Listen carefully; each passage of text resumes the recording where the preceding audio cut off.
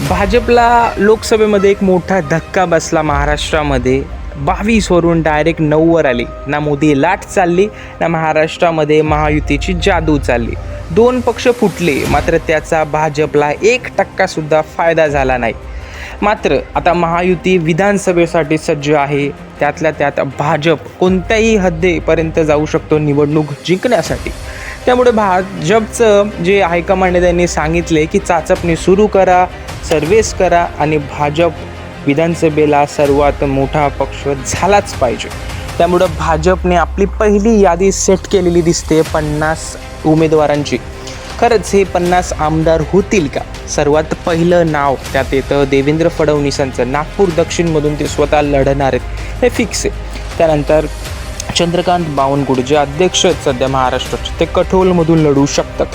कोथरूडमधून Chandrakant Patil fix मानलं जातं आहे. वांद्रे पश्चिममधून आशिष शेलार आणि लोढा जे आहेत मलबार हिलमधून फिक्स मानलं जाते. फिक्स मानलं जाणारं नाव त्यानंतर आपण बघितलं तर अतुल सावे यांचं येतं. नितेश राणे कोकणमधून फिक्स सीट आहे.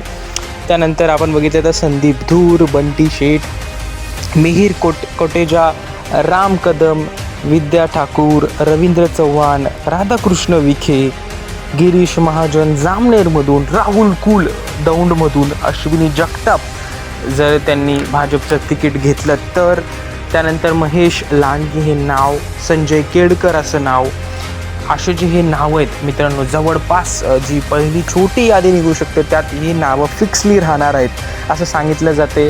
देवेंद्र फडणवीस आणि त्यांच्या मर्जीतले हे जे आहेत उमेदवार असतील असं सुद्धा सांगितलं जाते. सुंदर मुनगंटीवार बल्लार शहामधून त्यांनासुद्धा त्या ठिकाणी तिकीट जे आहे ते मिळू शकतं. त्यानंतर त्यांच्याच पसंतीतले काही नावं म्हणजे नार्वेकर, निलंगेकर, राणा जगजित सिंग पाटील, समीर त्या ठिकाणी कुटेजा, शिवराजेंद्र भोसले, त्यानंतर जयकुमार गोरे, राहुल नाईक, मंगेश चव्हाण, संजय सावकार व त्याचबरोबर जयकुमार रावल. आणि तुम्ही बघू शकतात वेगवेगळ्या मतदारसंघांमधून जे आहेत ते नावंसुद्धा येत आहेत. श्वेता भालेराव प्रकाश, त्या ठिकाणी संजय कुटे, सावरकर, त्यानंतर शकीरा मानवणकर, सुरेश खाडे. त्यानंतर अशा जागा आहेत मित्रांनो ज्या भाजपने आता तिथं चेंज करण्यासाठी सांगितलेलं आहे की ह्या ठिकाणी उमेदवार बदल आवश्यक आहे. अंतर्गत सर्वे थोडासा त्या ठिकाणी निगेटिव्ह येतं आहे आणि त्यामध्येच नावं जे आहेत त्या जागांची अक्कलकोट, सोलापूर दक्षिण, सोलापूर शहर, श्रीगोंदा, पर्वती, खडकवासला, शिवाजीनगर, केज, त्याचबरोबर परतूर, औसा, असे हे जे आहेत मतदारसंघ आहेत जिथं सांगण्यात असं येतं आहे की निगेटिव्ह सर्वे त्या स्थानिक आमदाराविरोधात.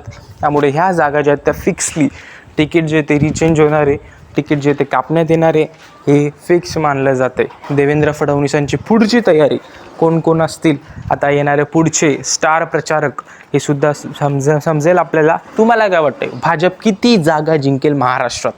नक्कीच सांगायला विसरू नका आणि चॅनलला जरूर सबस्क्राईब करा. धन्यवाद.